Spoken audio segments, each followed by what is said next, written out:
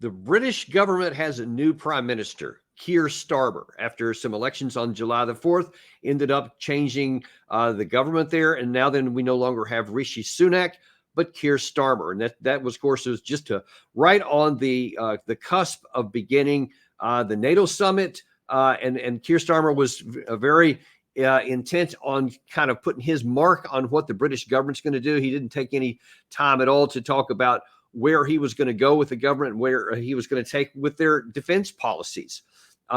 Those have some interesting questions, though, because are their policies of the new British government working more toward peace for UK and ultimately towards NATO, or are they helping drive us closer to the potential for major war with a nuclear-armed superpower? That's an incredibly important question that we want to get to today, and we have nobody better to discuss that than Ian Puddick, the smartest man in London. Ian, welcome back to the show. Always love having you on. You're so kind to me. Nobody says that, by the way. Nobody, not even the people that work with me. Thank you very, very much. My mum doesn't even say that. But, well, that's unfortunate because we need to educate them a little bit more, because you've proven on this show with the things that you say, the things that have very often come to pass, that is the case. But let's get into some specifics here. Because I just wonder, even before, if I show some of the clips that we're going to discuss here today, what is the situation with the British population? I mean, obviously they voted in quite large numbers. I think, if I recall correctly, it was if not an all-time record high, certainly more than they've had in quite some time. So people seem to be really unhappy, and they brought in this new government. What is the significance of why so many people went to the polls? Well, it's the opposite. It's the opposite. So it was actually almost an all-time near low turnout for voting, and the reason that the voting numbers were so poor was we've got it's a two-party system. We've got the Conservatives, i.e. the Republicans, and we've got Labour, the equivalent of the Democrats, and there's no difference between them. They're both warmongering parties, which I'm sure we'll be talking about shortly. The policies, as George Galloway would say, is they're both cheeks of the same backside. It's absolutely true. Apart from the fact that it's funny, it's true. You could get a cigarette paper in between the policies of both parties. And the Tories have, the Tories have had their run for their money for the last 14 years. We've got record food banks. The NHS, the health system, is in a crisis. It's always in a crisis. The military, the Ministry of Defence, can't recruit numbers, yet they're spending loads of money. So everything is broken. So when people went out to vote, did they go, yeah, let's vote for change, let's go for Labour? No, because they know that Labour is just going to repeat the same policies that the Conservatives had. So the turnout was actually incredibly low, and Labour got in with record numbers by default because of the voting system that we've got. So yeah, there's no change really. No change. Yeah, I'm sorry. Sad. I think actually I was referring to the French elections, which happened right about the same time, and they did have a lot of record turnout here. Sorry, I got those two juxtaposed there. But let's look a little bit more fundamentally. Why is it, and how is it that the equivalent of the Republicans and Democrats are so similar in policies that there's no point in voting for one over the other? Why won't one?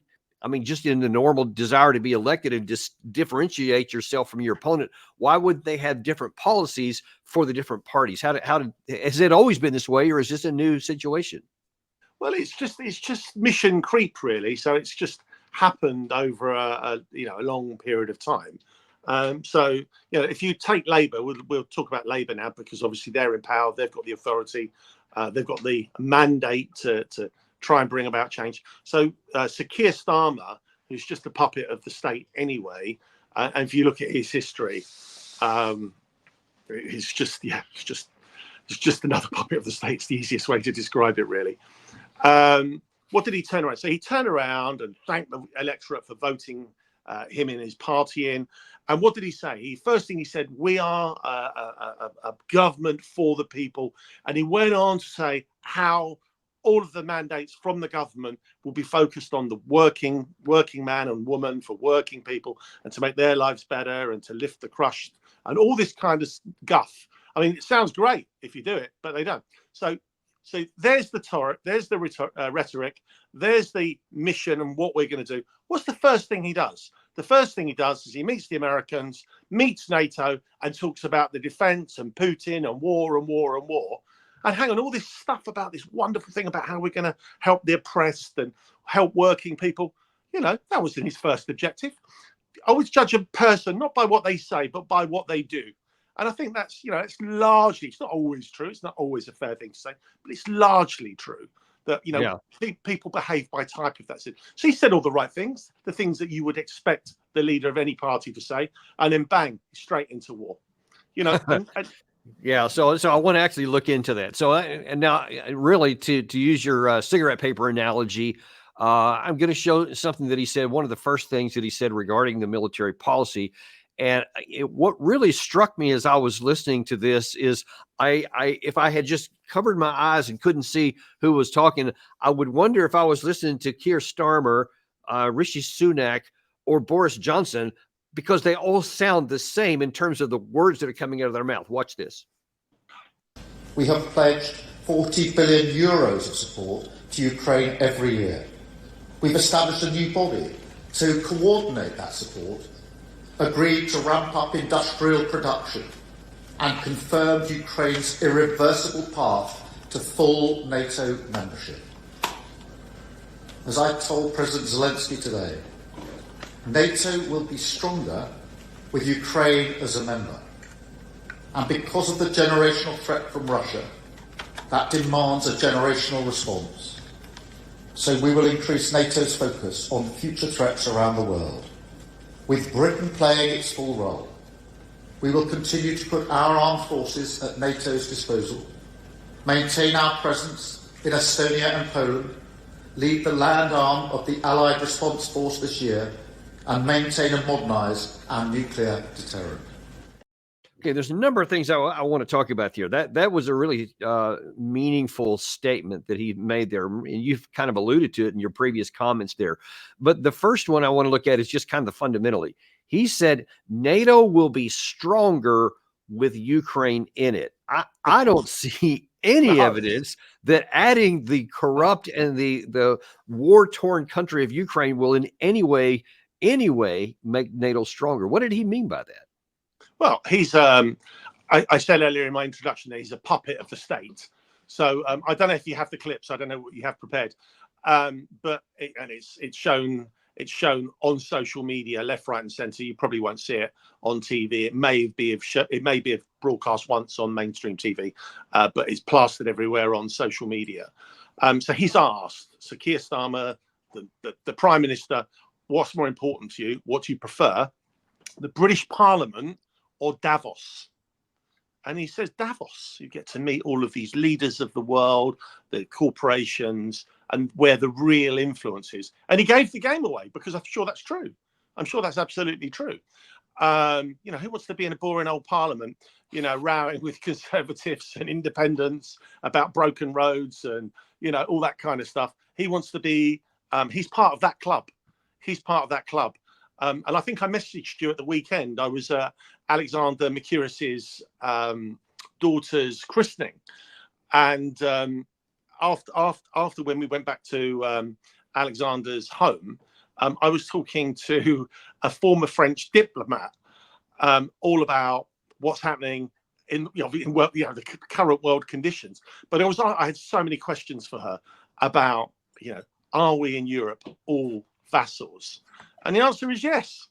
She didn't have to think about it. She said yes. And what was even more shameful, she did this. She said, you guys are even worse. You guys over there, Britain, are even worse than the French. And I said, I know. I'm ashamed to say it, of course. Of course. Man. And she was right. She was absolutely right. So Gary actually just found that clip you're talking about. Let's play it real quick. Go ahead, roll that. Let's just ask you quickly. You have to choose now between Davos or Westminster. Davos. Why? Because Westminster is too constrained. And, you know, it's closed and we're not having meaning. Once you get out of Westminster, whether it's Davos or anywhere else, you actually engage with people Oh you man. see working with in the future. Yeah, but you Westminster is don't. just a Yeah, tribal okay. What about democracy? shouting place. Let's just ask you quickly. Yeah, You and have it's to choose now that's his between- country. Yeah. Davos What is not his about- country. What about democracy? What about the people that elected you into that house to represent them to make change? Didn't give a monkey's. And when Emily Maitlis asked him, he didn't blink. Parliament, Davos, answered Davos. Didn't blink. He didn't have to think about And it. you can see her reaction. I think she, of course, expected him to say Westminster, but Of course. she Not at was all. taken by surprise too. So he's our man. He's our leader. It's what can I say? It's very depressing. And this Now, is the to reason add to people don't that, know. consistent with that behavior, one of the other things she said in the clip that I showed there was that he wanted to put the British armed forces at the disposal of NATO, not like that we want to all work together for our common security, but to hand it over to NATO to use as they see fit. That seemed like that wouldn't even be popular within Britain population, even among his supporters, that, hey, hang on, our armed forces are for our national defense, not for the use by NATO as they see fit. Was there any pushback on that? Well, NATO's a foreign power. NATO is not Great Britain. NATO is not France. It's not Germany. I mean, if anything, it's America.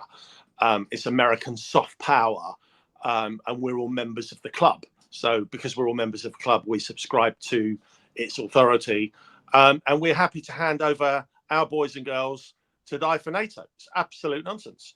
It's absolutely, and I feel unpatriotic saying that. I'm not against the army. I recognise the need for armies, for defence, for helping out, for humanitarian aid, but not for all these wars of oil and taking out people that we don't like because of democracy and all the aftermath. No one thinks through the aftermath, and it's always a disaster. I'm not for all of that. My little boy's not going to be dying for any of that nonsense, I can assure you.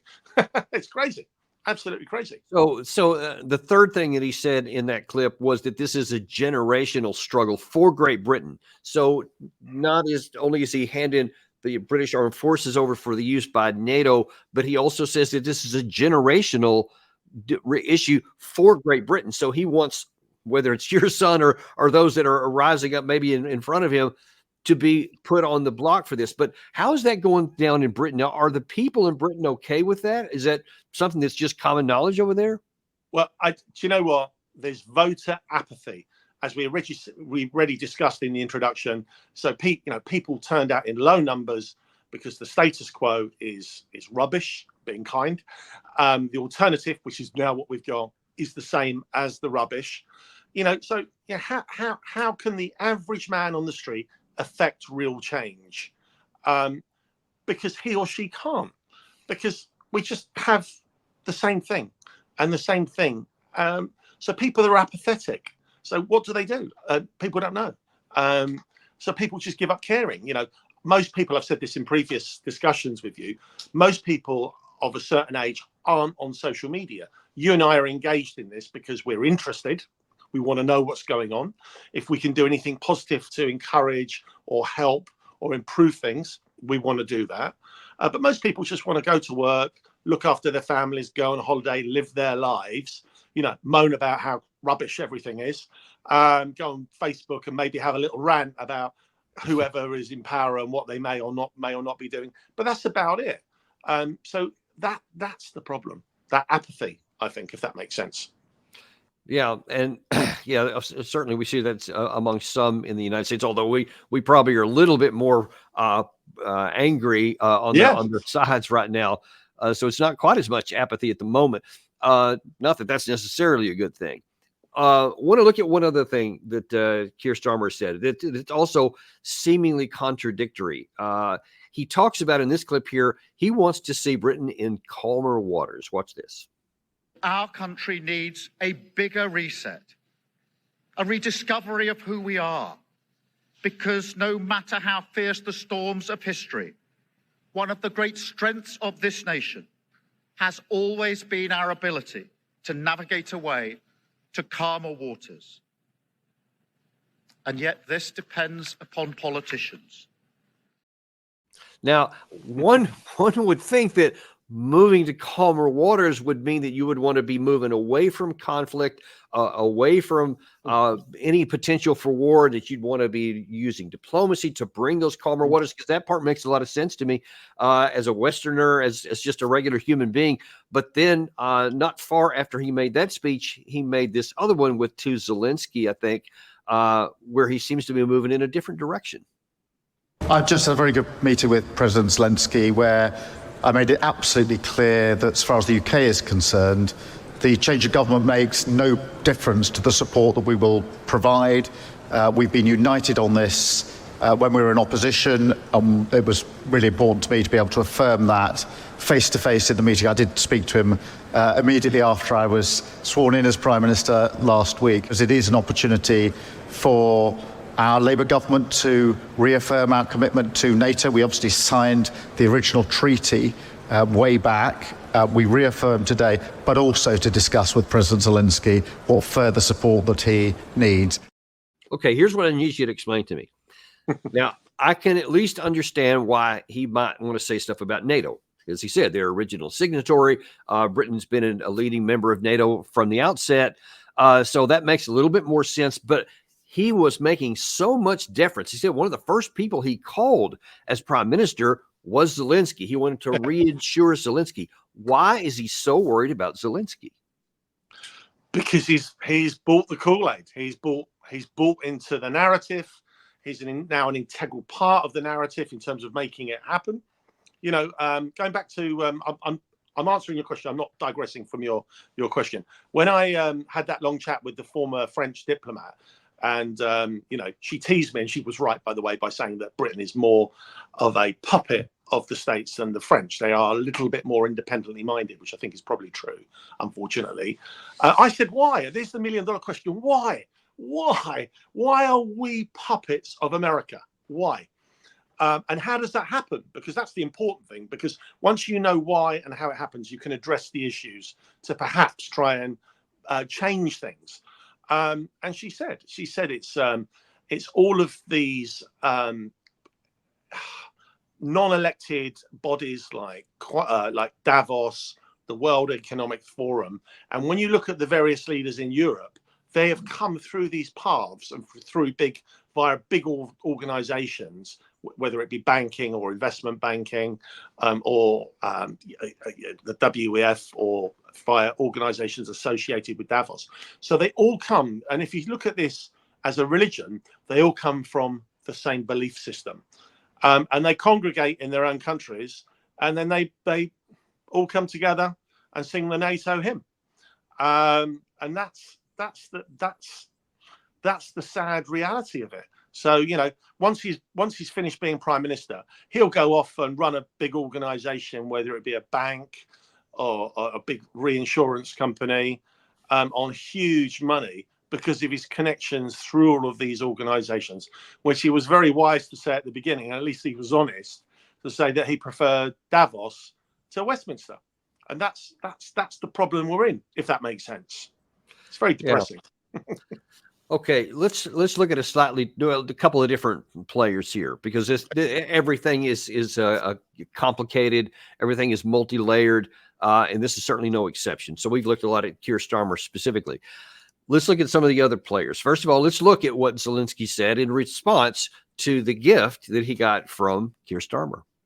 I heard and so all the messages from your government and team and from people in United Kingdom. We are very thankful for your words and steps, which were important. Thank you that you are with us from the very beginning of the war. Thanks for all the military and financing packages and support. Thank you very much. So he's very grateful for that. Obviously, he's the one who's leading the country that's been invaded by Russia. I get that. Although, as we've talked about many times, that the military, when you look at it from an unemotional and an analytical position, there is absolutely no possibility that Ukraine is going to be able to eject Russia to win in any kind of definition, whether he gets all the support, a middle support, a little support, or all of your armed forces. It won't make any difference. No. So then that leads to the question then, does the British military see things any differently? Now, again, going back to what Kier Starmer has said, and you and I have been engaging on this some off camera. Initially, he said, yes, the British Storm Shadow can be used anywhere in Russia. And then you said he kind of backed off of that a little bit, but it had, as this Sky News piece here shows, actually, this is something that Lord Cameron had actually authorized, at least to some degree, earlier. And it doesn't appear that this part was walked back. When the subject came up that Russia said, if you do this, there are going to be consequences. Here's what Sky News reported on. When this policy was first announced a couple of months ago from David Cameron, Russia's foreign ministry said that any UK military facility or military hardware could now become a target for Russia, whether inside Ukraine or outside. And it's that threat of retaliation that the new Labour government is clearly wary of, as articulated on Sky News this morning by the new Security Minister, Dan Jarvis. Of course, we've got to guard against that, and of course, we've got to be incredibly careful. But what's most important is that in concert with our NATO allies, we work together to make sure that President Zelensky and Ukraine have got the material support that they need to defend themselves against Russia. It is an illegal invasion, the consequences of which are massive for the whole of the world, and we stand shoulder to shoulder with our allies in doing what we can to support our colleagues in Ukraine. Now, he kind of answered my question here, and I want you to elaborate a little bit. Don't the military know that it's not a winnable solution? And yet you heard him say there, implying that he thinks maybe it is possible. And so that's why they want to give them, quote, all they need to succeed, only they're not going to. How does that play in? What you deal with people in the military a lot with your job there. So I wonder if you can tell me what they're saying. Yeah, I mean, I was so last Thursday I was at Sandhurst, the military training college, and they bring officers from all over the world, from various nations, to be trained there to the appropriate standards. So I was there last Thursday, and then in the evening we went out for a beer and a curry, and that's where the real conversations were had. But yeah, I mean, so you know, you've got various tiers. So you've got the ministers, the government bureaucrats at the top making decision-making policy. Then underneath them, you've got the heads of the military. They're political, so they buy into whatever narrative they're told. That's their job. If they dissented, there will be chaos and everything would collapse. So they toe the line. Some of them, when they leave, do dissent, but while they're there, they can't, so they don't. And then you've got sort of senior management within the army and the various forces. And then below them, you've got the people that make it happen, which are the troops, the men on the ground, the women on the ground with weapons that go and do stuff. You know, all British Storm Shadow cruise missiles are fired by British troops. We would say, oh, you know, we're just helping a friend. We're not doing anything. The targets in Russia or wherever are selected and chosen by Britain and US and NATO personnel. So we're involved. The configuration of the warheads and the weapons are done by British troops, and there isn't a button that you press that launches it. It's not a big red button you press it and missile goes off.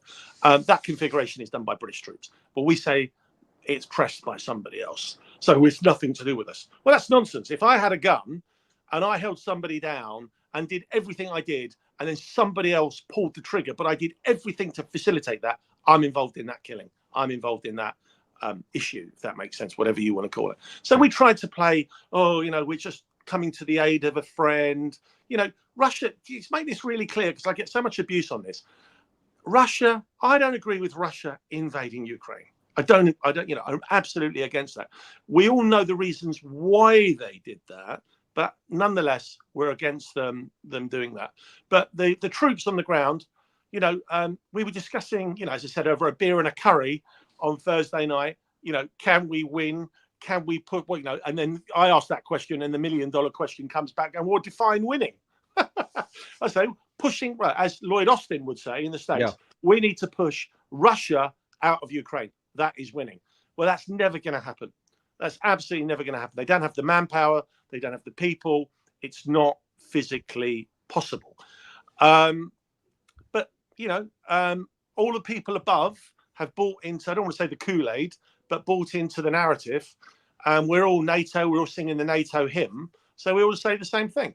I mean, the objective is to weaken Russia so that they can go for China. And that came from the But now that British official that we just showed on the Sky News piece there, I mean, he said, at least in the first part of his statement, we are keenly aware of the potential for retaliation, right? And obviously it stands to reason just on a human level that if somebody's getting punched in the face, sooner or later they're going to shoot a punch back. They're not going to just sit there and allow themselves to be hit because, the very, very, you talk about cigarette paper thin fiction that we're not involved, that we have nothing to do with this is ridiculous. And that may work for the Western audiences. When people say we're not involved with that, it could work for the Western audiences. It doesn't work for Russia. And I want to underscore something that you said and just show you how dramatically ridiculous it is when it's said out loud, when Jens Stoltenberg talks about how we're actually not involved in the war in Russia, and therefore they have no rights. Watch this. So Russia has no right whatsoever to react against NATO allies providing support to Ukraine. We are not party to the conflict. We don't have troops in Ukraine. But what we are doing is that we're helping Ukraine to uphold the right for self-defense. Russia has violated international law. They have attacked another country, Ukraine. And according to international law and basic, ethics standards, you have the right to defend yourself when you are attacked. And Ukraine is attacked. And they're defending themselves, and we are helping them to uphold that right. Okay, but does he not see the incredibly contradictory statement that Ukraine has the right to defend if it's attacked, and then you're giving weapons and ammunition to Ukraine to attack into Russia, and then with your mouth you say, but they don't have any right to respond back. Now, that may work in the Western people's media. It's not going to work in Russia. So again, I get back to the British mentality and the leader level. Aren't they worried that the paper thin excuses aren't going to fly in Russia, and that they may end up attacking British assets somewhere? Well, he's a liar. He's a liar. So if you look at exactly what he said, word for word, and I'm trying to be really fair, what he said was reasonable. So Vladimir Putin has just invaded another country for reasons unknown. We don't know why done it. We do because he's big, bad, evil, and all the rest of it. They have a right to defend themselves, which they do. And we're just trying to help some friends out. We're just good people. We just want to help some friends. If you look at it like that, it's a perfectly reasonable thing to say. So when he says we're not party to the conflict, we're just helping out. Well, I know British soldiers that have been in Ukraine. I know what happened where, what weapons went in, how they got in. And if I know that, he knows that. So he's being less than generous with the truth. So if he wants to go out and be an ambassador and representative, which he is, he's the head of the organization, at least have a measure of integrity of what's going on. He's a liar. So what he said was completely untrue. But the British people, going back to what I said, are apathetic. And, you've got the whole of the British media. Okay, I can get with the British people being apathetic, but not the leaders who are actually responsible for actions that could rebound against them. That's the part I don't understand. Well, I think they know that Russia is not going to be firing missiles into Great Britain. That's not going to be happening. I don't believe that for 1 second. They know that. But will Russia start hitting, or potentially start hitting targets in and around the area that we're associated with? The answer is yes. I mean, British soldiers have been killed in Ukraine. And it's all sort of it's not reported for a start, but it's all covered up, and they died in training accidents and all this kind of stuff. So, we are already losing men, largely men. I say men and women, but it is largely men out there, not large numbers, but British soldiers are and have been killed out there. So it's a game, isn't it? It's a big, big game. And what's happened is the NATO narrative here's a great example. I've said it before, and I'll say it again. The head of MI6 said that not only is Ukraine winning, it's taken back more land than Russia had taken in the whole offensive. So they've got this narrative that very senior people in positions of responsibility have put out, and they can't change that. How can they change that? So they just got to keep singing from the same hymn sheet, even though they know it's not true. Does that make sense? Okay. Well, let me tell you something that doesn't make sense, because you've opened up a perfect issue here. So on the one hand, Russia is so weak that Ukraine has taken back more territory than the Russians have taken. Then explain to me why outgoing General Sanders came on and said, holy cow, if we don't start getting ready right now, we're going to have a war with Russia within 3 to 5 years. Gary, if you can throw that headline up there. Yeah, he is stark warning. He says on his way out, we have 5 years to get ready for war. And then he says it later it could be 3 to 5. And in an interview with the Times, Sir Patrick described the current situation as dangerous a moment as any time that we faced since 1945, and then labeled China, Russia, Iran as the new Axis powers. He went on to say, or the article went on to say as well, it says that while Sir Patrick has predicted that World War III could erupt within 5 to 6 years, another politician has suggested it could happen even sooner, within 3 to 4 months. Earlier this year, in an interview with Davos, Serbian President Alexander Vučić described stark outlook when he questioned about the potential for war. I believe we are not far from it, not more than 3 or 4 months, and there is a danger to happen even before that. We are getting closer to real disaster. Who is ready to lose 1 million, 2 million, 5 million, 10 million, and 50 million people? I'm not ready to lose a single man, and I don't want to participate in that. But what are these people talking about if at the same time Russia is so weak that it can't even defend against a single Ukrainian military that that has no allies, no functional allies, but that now then war's coming in 3 to 5 years or 3 to 4 months? How does those things that are contradictory work? They don't work. They don't work. But there's no press asking. There's no mainstream media exercising some critical thinking, which you've just done there, and asking these questions. You've got a compliant media. So it goes back to an apathetic public that's not thinking, because they're fed up of everything, but they are being fed this line. And there's no reason. I mean, everyone, I'm a golden oldie, but I'm still relatively young. But there are people of an age, because of the Cold War, that still think Russia is the Soviet Union. I've said this to you before on previous podcasts, where I've been at events with the Royal Air Force, where I'm talking to fighter pilots, young. I mean, I'm 54, so young men in their 30s, smart, intelligent, and they were telling me that the Russian soldiers, when they join, because they are so poor and poorly equipped, they bring their own shoes and boots. And then later on in the conversation, they were telling me that in the Black Sea at night, when they're out on patrols in their fighter planes, they're watching cruise missiles coming out of the sea. And it's the most amazing sight. And a guy had a video showing these missiles coming out, the shooting stars coming out of the sea at night. And it was the most awe-inspiring thing that he'd ever seen. And I said, well, they've got money for that. What about shoes? And he said, the reason they can't afford shoes is because they spend all their money on missiles. And I was thinking, can't you hear yourself? Can't you hear yourself? So, they're believers. They're believers. And, if you're in that bubble, if everybody exercised critical thinking skills, things will start to fall apart. So they don't. When you say fall apart, you mean that they would start to get corrected, right? Well, they will. I don't know if they will. You don't want dissent. I mean, I'm not military man, but you don't want dissent in the ranks in an army. I mean, just common sense says that. It has to be cohesive and work together.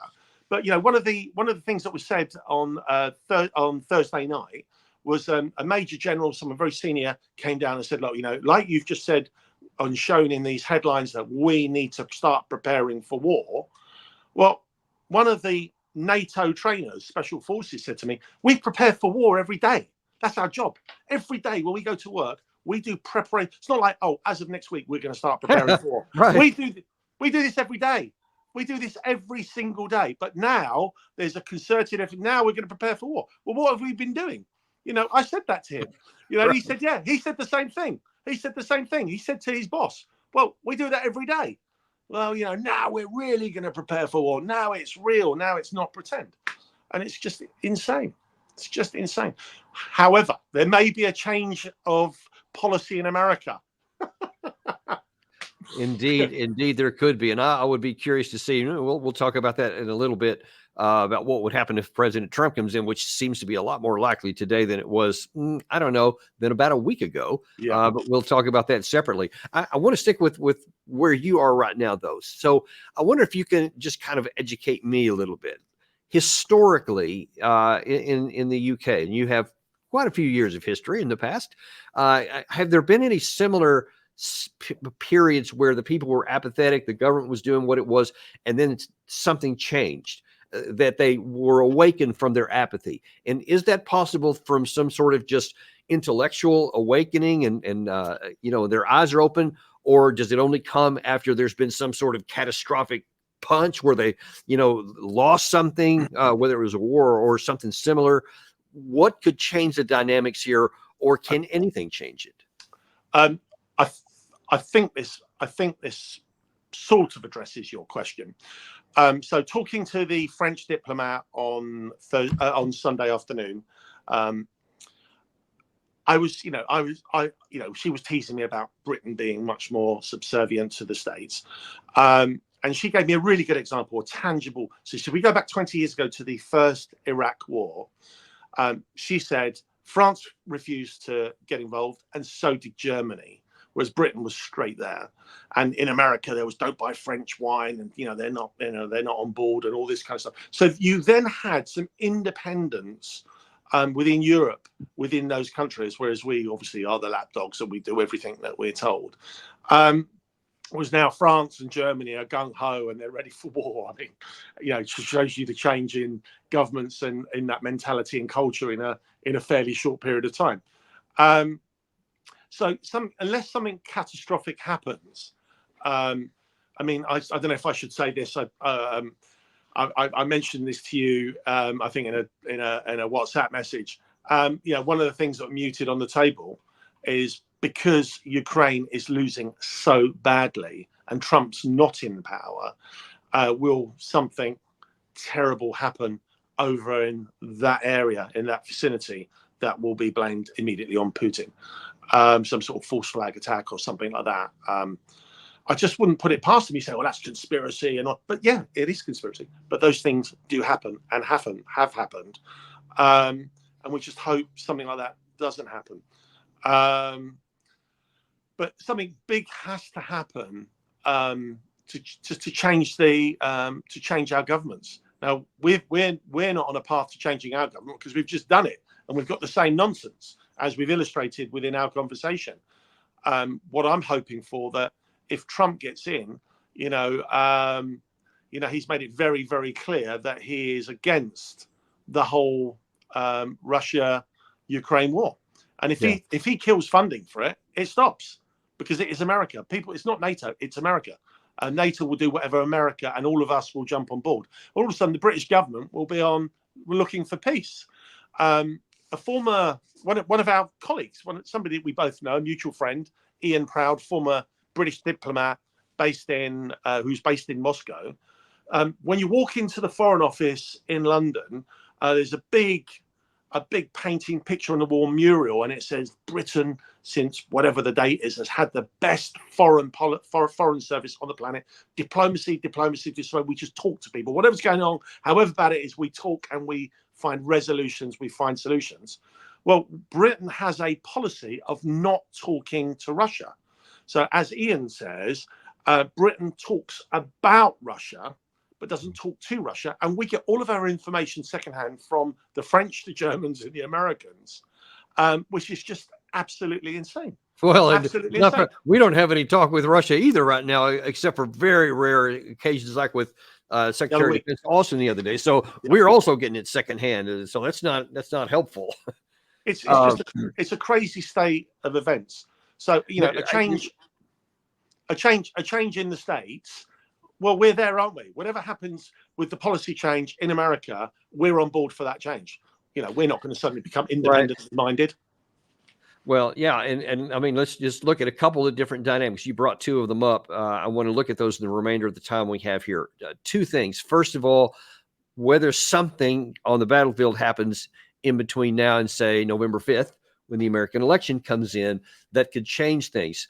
Now, I never put it past anybody's side, ours included, that maybe someone may take some action to lock us into a conflict with Russia, so that it doesn't matter who gets elected in November because we're going to be already in there. So that's one possibility. The second possibility is that Russia genuinely does do something, and we've had lots of information and evidence on the battlefield that Putin is actually getting ready to launch some bigger offensive than one he's been doing for the majority of this year, which could actually change the dynamics on the ground, could actually push Ukraine back. There's a force of somewhere around a total of 300,000 Russian troops that are not in contact within range of the border, at various different spots. So whether that's a strategic reserve, whether that's something that's used for an offensive that's coming up, we don't know. We do have some evidence that Viktor Orban, after meeting with Putin, came back and he said he's afraid that the next 2 or 3 months are going to be very bloody, implying he knows something. And of course, he talked to Zelensky before that. There's Ukrainian statements that they're going to start an offensive of their own in the August timeframe, which would be suicide and slaughter for their people, but it may still happen. So militarily, there's a lot of things that could happen. Yeah, no, of course. So, as I said, I'm not a military man, so hopefully I try and apply some critical thinking and some common sense. So, all of this stuff, Russia's weak. They tried to take little Ukraine, they couldn't do it. Well, if they wanted to do it, they could do it, and they could bomb it to kingdom come. If the Americans were going in there, the Americans would flatten the place. So Russia hasn't done that.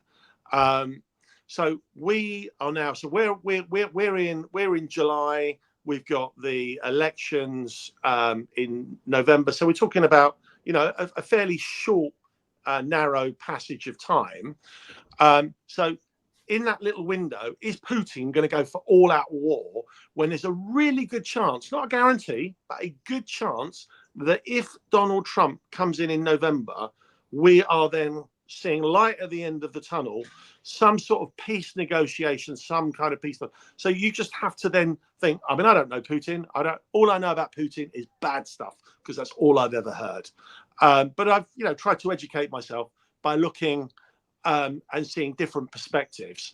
So is Putin now going to launch an all-out offensive and go hammer and tail in these few months, or will he just ride this short storm to potential peace talks? And I think I really do believe, and I'm happy to be wrong, unfortunately, but I really want to be right, that he will ride the storm until the election and see what happens. And I hope nobody takes. Well, there's certainly a lot of plausibility there, and that just got a big boost yesterday when Trump announced his vice presidential candidate is going to be J.D. Vance, U.S. Senator J.D. Vance, who I think we've even talked about a time or two on this show, many times actually in the past, that he is an absolute advocate for negotiated settlement, even more so than Trump. And he has been really adamant, especially toward the end of last year, about laying out the reasons why that there is no military solution. There's no viable path for Ukraine. So it doesn't make any sense to do anything else. Now that he's the vice presidential candidate over any of the other guys who were a lot more muted on the subject, I think that gives lots of strong signals both to Putin and to Zelensky, for that matter. So I'm real interested in seeing how that dynamic is going to play out over the next few months as well. Yeah, no, I think you're right. I think that's exactly where we are with it. We've got that short window. We've got that short period of time. If he wanted an all-out offensive to do all the things that everyone says he's going to do, and actually, let me ask you this question. Let me be a little more specific. From the British side, given all the stuff that you've talked about, how they will basically follow whatever we say in the lead here, they can see the tea leaves too. They can see the political winds have shifted dramatically, both because of what happened in Pennsylvania with Trump himself, and now then in Milwaukee with the selection of this new vice presidential candidate. They can see the polls. Might they do anything different between now and then, or will they still just stay, hey, whatever Biden says, that's what we're going to do, irrespective of that? How do you think that might play out? Yeah, I mean, they'll do whatever Biden says. Well, they have to, because what's the alternative? So, we're not going to follow you for a little bit because we're not sure what's going to happen. No, they've swallowed the Kool-Aid. they follow the narrative. Russia's weak. We need to keep stoking them and pushing them out, and all this kind of stuff. But I was really pleased yesterday. I'll tell you why. Because I genuinely thought, they're going to have another go at Trump. Someone's going to have another go. Sadly, I pray that I'm wrong for all the obvious reasons. But when he chose J.D. Vance, who's got this really strong anti-war, anti-Russia, Ukraine war perspective, if they do take out Trump, and I pray that never happens, at least there's somebody there that's still going to follow that perspective of trying to get peace. Because doesn't matter. I'm going to say this to people all the time. How do all wars end? And they go, well, it depends on what you want. No. How do wars end? All wars, irrespective of the positions, they all end in peace talks, the start of peace talks, and so forth. So let's just stop the killing and talk. But we can't do that. It's absolutely crazy. Absolutely crazy. Because they've put this very, very strong narrative out. Russia's weak. We just a little bit more, a few more weapons, a few more dead. We will win. Whatever winning looks like. It's just never going to happen. But fortunately, let's just see what happens in November. Yeah, we're in the hands of the gods. We are. We'll see. We'll see how that works out there. And obviously, because these things are all so intertwined. What happens in one place has a lot of implications for the other. What happens in UK actually ultimately can have ramifications for the US, like with the use of the Storm Shadow there and what Russia may do. And obviously everything that happens in the US has a lot of implications for the UK. So we're going to keep watching a lot of this, and we're going to keep coming back to you and getting updated information as these things develop. But Ian, is that fuel? Is that NATO fuel? What is that? NATO gin. So it's the same thing. So it is fuel. Tell us what is that? What are you showing us? So yeah, I mean, we don't sell it. It's not for sale. It's not commercially available. But we, go to NATO events and serve gin and tonics to NATO staff, and it's for them. So it's their own gin. and now you've got some others there. I think you had something with some artwork on top of it. What was that? No, so we make this for the Ministry of Defence, and it's got a little bear skin on there. And I see what's really funny. This bear skin is, and I promise you, it's not made in Japan or in Hong Kong or in China. This little bear skin that sits on the top of the bottle, this was a Jubilee edition gin that we made. This little bear skin is handmade on Whitehall, about 80 meters from the Prime Minister's office. I know the lady that sits there in her lunch hour just making these, and they just sit on top. And all of the proceeds of this go to good causes. It goes to a military charity. It goes for good causes. So it's all good fun. Well, that's awesome. Yeah, I really, really appreciate seeing that stuff. It's also really cool. I'd like to have one next time I come there. See if you can get me a bottle. Of course. Very good. And so thank you all for joining us today. We always appreciate you, folks. You can count on us giving you the unambiguous truth. We're not going to hold anything back from you. We're going to have Larry Johnson on later today at 3:00. Man, I'm sure we're going to be talking a lot of stuff about the J.D. Vance a little bit more. We're going to be giving you an update on what's been happening with the investigation and the assassination attempt of Trump. All kinds of great stuff. Larry always brings great insights. You're not going to want to miss that. 3:00 this afternoon, Daniel Davis Deep Dive, and we will see you then.